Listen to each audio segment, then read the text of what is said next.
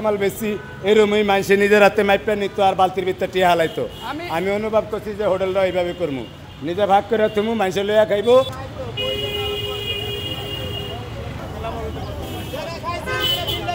কোনো 5 স্টার হোটেলের বুফে নয়, ফুটপাতের সাধারণ ভাঙাচুরা একটি দোকান। এখানে সাজানো আছে খাবার, মাছ, সবজি, মুরগি, গরু। যার যতটুকু লাগছে খাচ্ছে এবং খাওয়া শেষে নিজ দায়িত্বে নির্ধারিত স্থানে বিল পরিশোধ করে বাকি টাকা ফেরত নিয়ে নিচ্ছে। খুবই ভালো, ভালো দেখেই তো মনে করেন যে এত বেচা কিনে।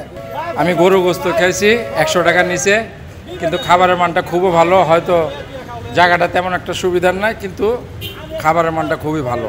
আমি আসছিলাম মিরপুর এক কাজে, তাই চিন্তা করলাম মিজান ভাইয়ের হোটেলতে একটু ট্রাই করে যাই।